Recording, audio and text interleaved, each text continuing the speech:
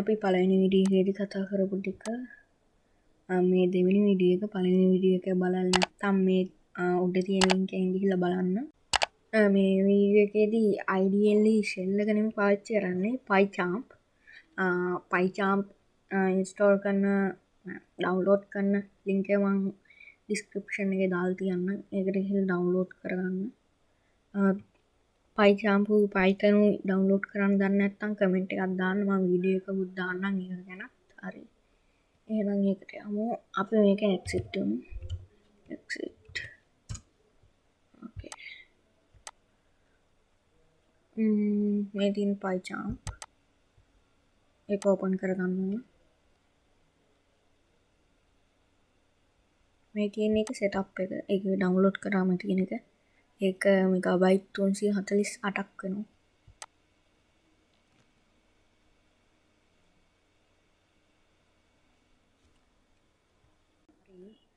මේක තමයි PyCharm open වුණාන් පස්සේ මුල්ම screen එක තියෙන්නේ.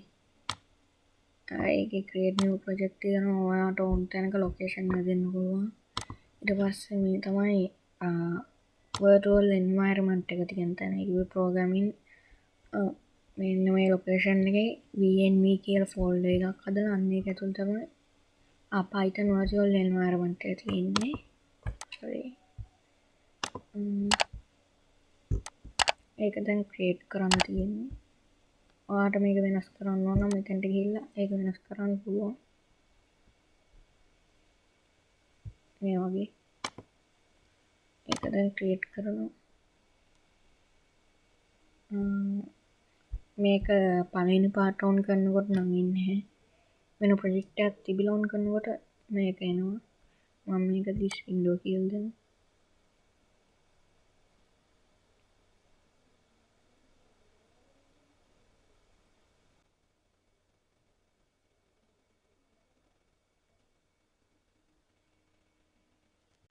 ඔන්න දැන් PyCharm on වුණා. එක මේවල නම් මේකේ Python ෆයිල් එකක් එනවා. ඒ වුණාට මම Python ෆයිල් එක එන එක නම් on කරලා නැහැ. ඒක නිසා Python ෆයිල් එක main කියලා එන්නේ නැහැ. අපි දැන් Python ෆයිල් එකක් මේක හදාගන්න ඕන. ඒකට right click කරන්න. මේ කොහේ හරි. මෙතන right click කරලා new ගිහින් Python ෆයිල් දෙනවා. ඒකට මම දෙනවා name එක main. main කිව්වොත් නම් මෙතන Python ෆයිල් එකක් හැදෙනවා. හරි. මම මේක minimize කරගන්නවා කියන height. ඒකට shift එකත් එක්ක escape එකක් දෙන්න පුළුවන්. මෙන්න මේක. shift එකත් එක්ක ESC දුන්න මේක hide වෙලා යනවා. හරි. ආයෙත් නම් මෙතන project තියෙනවා. ඒකට alt 1 දෙන්න ඕන. alt 1 shift එකත් එක්ක ESC. හරි.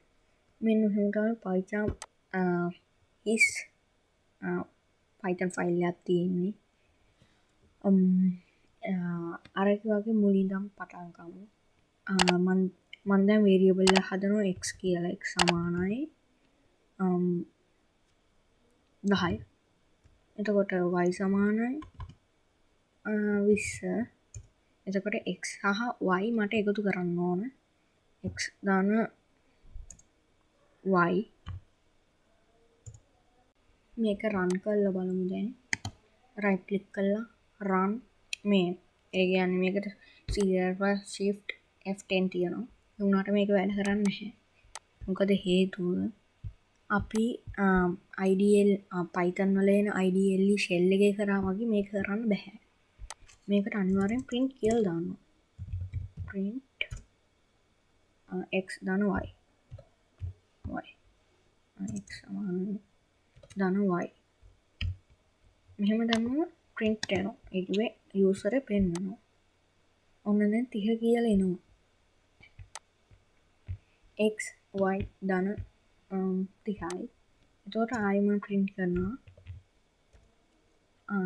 x ගුණ කිරීම y. x ගුණ කිරීම y. මේකත් මම run කරනවා. එතකොට මේ දෙකම print වෙනවා. 30 දෙසීය. හරි. එතකොට මේ වගේ මැතමටිකල් වැඩවලටත් පයිතන් යස් කරනවා. තව ලොකු වැඩවලට පයිතන් යස් කරනවා. මේක කෝඩ් එකදික ලියන එක බේසික් එක අර ඉස්සල් කරපු වීඩියෝ එක පයිතන් ශෙල්ලගේ බේසික්මටික. හරි මංආයි මේක ප්‍රින්ට් කරනවා මේකේ x බෙදීම x බෙදීම් y නෑ x අඩු කිරීම y x අඩු කිරීම y මේක දැන් රන් කරලා බලමු right click run මේ එතකොට අඩු වෙනවා x අඩු කිරීම y සමානයි වෙන 10යි හරි ඒ වගේ මැතමැටිකල් වැඩ ටික කරගන්න පුළුවන් print x බෙදීම x බෙදීම y රන් කරමු හරි ඒකත් හරි අපිට මේ වේරියබල්ස් යූසර්ට පෙන්වන්න තව විදියක් තියෙනවා ඒක තමයි print f අකුරත් එක්ක f අකුර දාලා උද්දෘතකම ඇතුලේ මේ වගේ සංගලවනහම මේ වගේ දාලා x y එහෙම දාන්න පුළුවන් මේ print කරන විදිය string දෙකක් එකට මම එහෙම දාන්න හරි මේක රන් කරලා බලන්න right click run මේ 10යි 20යි මේක නිකම් print කරොත් පොඩි අවුලක් වෙනවා ඒ තමයි x දාන y කියන එක x දාන y කියන්නේ 10 දාන 20නේ එතකොට මේකේ ආන්සර් එක විතරයි එන්නේ නැතුව මේ 10 කියන එක යූසර්ට පෙන්වන්න විදියක් තමයි මේ හරි